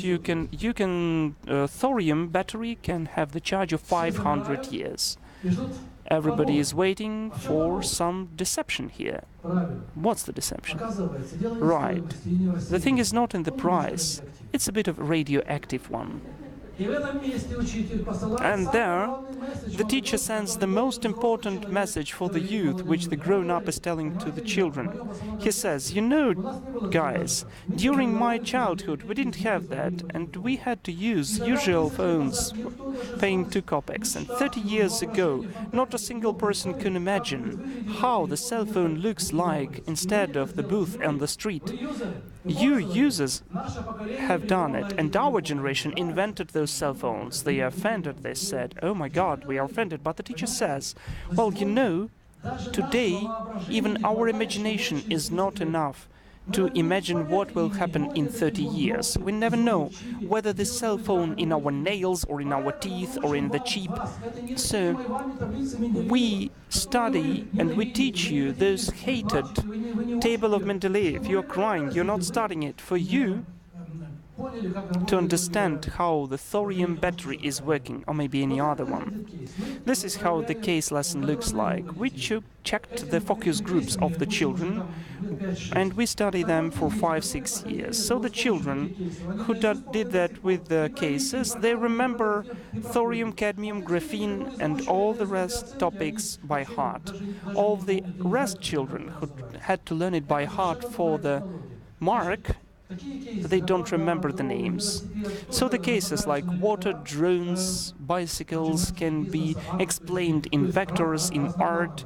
They can be totally diverse. And it turns out that this is the newest system of education which allows to own the whole curriculum and everything around. So those case technologies are also connected with the information. It is called the IT information technologies. You know, sometimes it's even offensive. What's the name of our epoch? The informational one. Who of you in school was taught how to work with information? 3, 4 to 5. How can we not teach information during the informational epoch? This is not just the waterfall, this is the byte fall, the information fall. And there are 2 persons. The one is drowning under this flow, And the other one turns on his quantum thinking, not the analog, but quantum. Everything is quantum now. Quantum computers, quantum physics, quantum mechanics, quantum psychology, and we are now even thinking quantum thinking. This is the secret. Do you know that 3 months ago the American government has allocated $5 billion to fund 10 American universities which deal with the quantum issues only? This is a huge sum of money and really important issues. So we are coming from the system, an analog, boring system, which is totally inefficient and has no results and not fruitful and not perspective, to the quantum technology, which allows to get more knowledge during the shorter period of time, for deeper, for longer time, and more interesting, which motivates the people for those competences, for those skills to be implemented and increase the capitalization. I was speaking about human capital, yes, and we need to increase the capitalization. How much I cost? If I increase my capitalization, 200, 1,000, $1 million, this is the result of your life, which you can implement. It turns out that this is the whole algorithm, how to find information, how to understand it, how to filter it, how to reflect and to cut it, how to enrich it with other information to use, and to understand it and to iterate this algorithm for lots of times to achieve the information what's needed. Do you know this phrase? They say Facebook is just the trash and the garbage bin, there are lots of fakes there, and if you open the Google you have lots of pages you don't know what to pay attention for. This is just a good grief with this information. I should tell you that once I've been to the diamonds with the rotor excavators placed in South Africa, so they are digging out this earth, and I was asking, why are you trying to find it? Because you've got hundreds of tons of that mud. Why do you need that? He was so surprised and sad. But I'm searching for gold, I'm searching for diamonds, I want to be rich. The same about the information. To find an important bit of information, yes, you need to look through the hundreds of tons of ore of this information. So for all of you who understands the abstract sense of what I'm telling you about and understands how to implement the algorithm, for hundreds of thousands of tons of informational ore to develop this diamond which is useful for you, this person will become richer than Zuckerberg. Все на животноводстве, кто был умный, и на фермерстве обогащались. Была индустриальная эпоха. Придумали, кто-то придумал конвейер, как он действует. So we just invented how to do Как реализовать вот этот конвейер алгоритмический. Algorithm assembly line. You can be easily enriched, and among you there can be the person who will invent it, to organize it, and take the best segment of the world. Это будет не просто школа, это будет не просто там знания, учебники даже в онлайне. This won't be online textbooks, that will be totally different. Они вам уже знакомы. You know those words, right? But the schools and the universities don't know it, and they pretend they don't know what's that. Это все уже должно быть в образовании. Everything should be done. The robots, the AI, the cryptocurrencies, the global world, the basic universal income, and the new energy, everything is becoming new. The one who finds some of the segments in your life, the great future is awaiting for you. This future has come to us, and you should just take the palms and take what belongs to you. This is not only knowledges, those are competences, critical thinking, creative thinking, taking decisions, teamwork. I've got 100 of them. With the help of the case lessons, it can be easily implemented, because besides of the knowledge, you need the character. Me as an employer, I take the person. I never look at the diploma, because I've never looked at the diploma for 30 years, and I'm selling, would you show me what you know, what you do? And I look what person is, because sometimes you take the clever and the qualified, and he can make a setup. For instance, he can disseminate the rumors or maybe some other traits of character. We don't need this principle. So the qualification means not only the professional one, but what you're the person, and it's very important. And we are already now having the system with the blockchain technologies to accumulate different data about the person, how he or she studies at the school or at the university, whom he can work, and then his capitalization can be looked upon by the employer and to take decision whether he should be hired or not. So this is the physics, chemistry, mathematics, competences, skills, the character, the memory. Isn't the memory important and the character not important? And the language knowledge and the work of the information, besides the maths, physics, literature and so on. Yes, it's all important. So it can all be taught. Some of them say it used to be that complicated. How much do you pay for the law? For instance, if you're coming to the school and you're looking at this Ohm's law, how much do you pay for that? Nothing. But how much do you pay for the knowledge of the valency of chlorine? And if you're told, we will tell you with the help of the case technologies how the solar battery is working. It consists of physics, of maths, of chemistry, of business, of art, of design, of psychology, and then you will be the master on installing of those solar panels and batteries, and you will earn tens of thousands of dollars. How much are you ready to pay for those studies? Well, at least you're ready to pay something. Why?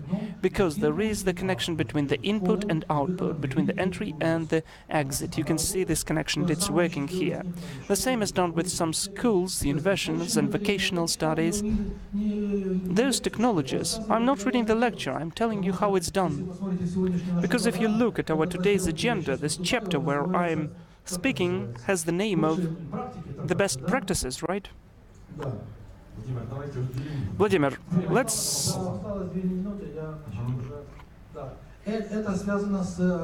us answer some questions. So this is the organization of not only schools, but educational platforms. Did you notice an amazing thing? A year ago, Elon Musk said that his launches 3,000 satellites at the low orbit. It turned out it was not just done with the satellites.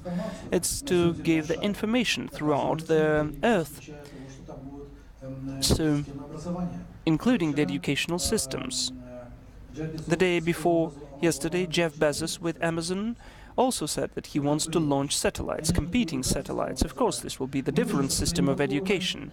We, with our platform, are searching for the opportunities which the satellites will give to deliver information quickly, high quality and reliably, because our children will be taught by the educational platforms. The weaker, the more complicated ones, the technical, the humanitarian, and so on. So this platform of 7W, which we implement of 200,000 unique viewers a day. As you understand, those cases are not free. This subscription is not for free. This is how you find money.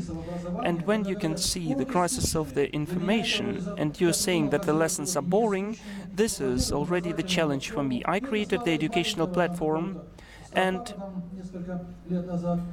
it has become a rather big system, global business, which is used in lots of countries, and everybody's happy about that. This is the system.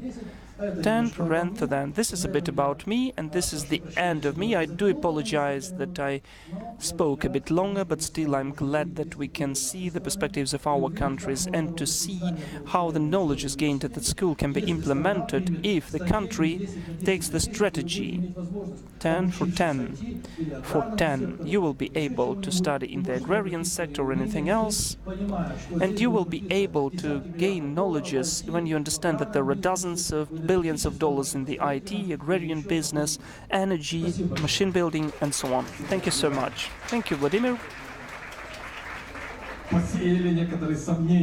So you gave certain doubts in the brains of our participants. I hope that they won't leave universities after that. They won't leave their education after your presentation. So about the case studies.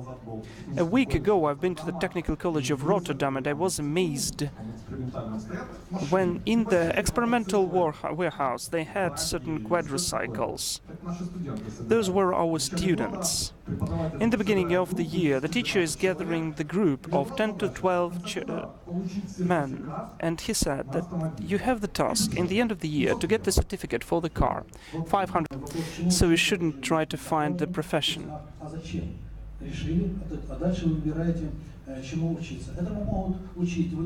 You can know you can study in the universities, you can study in the unit city centers, you can study at the enterprises.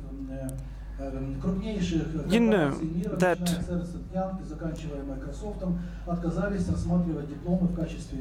some of the corporations decided not to look at the diplomas. They decided to look at the human traits, not at the documents, and then will teach you all the rest. Now, the most leading thing in the higher education sphere in the university is not 5 to 6 years, but spam. This is the sandwich one.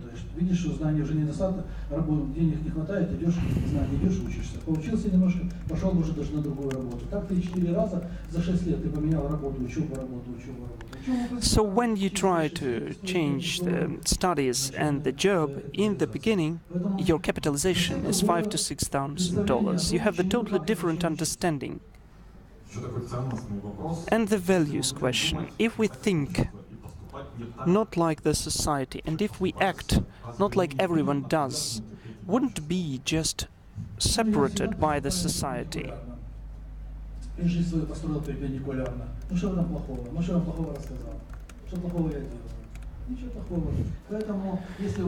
So, if you have enough of the efforts and strength, you can live in the same world. The scientists are always living like that. The people who are acting according to the established technologies, they are going along the way. They are living in parallel with the society. But you as scientists, you should live in a perpendicular. What's the business are, what the startups are, is something which never exists, but what you are going into, of course, it's perpendicular to the overall movement. Then people will follow you, but this is the wonderful quality which you should follow. I do support people if they need to be perpendicular, if you can see the markers in front of them. And the wish from our participants, they wish you to become the Ministry of Education and to implement all of your plans. Thank you. Never ever. Never ever. You can never do anything at the post of the minister.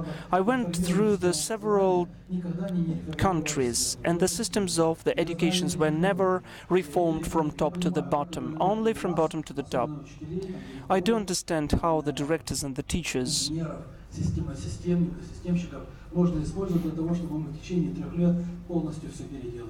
Это не вопрос министра и министерства. Государственная система на это не способна. У нее задача содержать наших 16 тысяч школ и сколько там, 400 университетов. Крыш нет, денег нет, зарплат нет, нет, ничего нет, ума нет, ничего нет. Понимаете? So here you need something different. You need to reform according to the parameters which I already mentioned.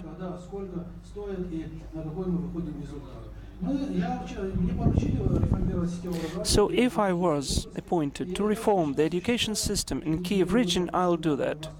So in a week I'll have the workshop in the October Palace, and I will tell you how it can be done without the ministry, without the state, but with the ministry, with the state. Getting an opportunity to have the perpendicular action and to achieve results who is liked by everyone. Everything is possible, so I do wish you for this. Everything is possible to be implemented for your life, for your families, for your companies, and for the country. Maybe it is lucky enough if you make it grow. Thank you, Vladimir. This is a kind of a disruptive speech.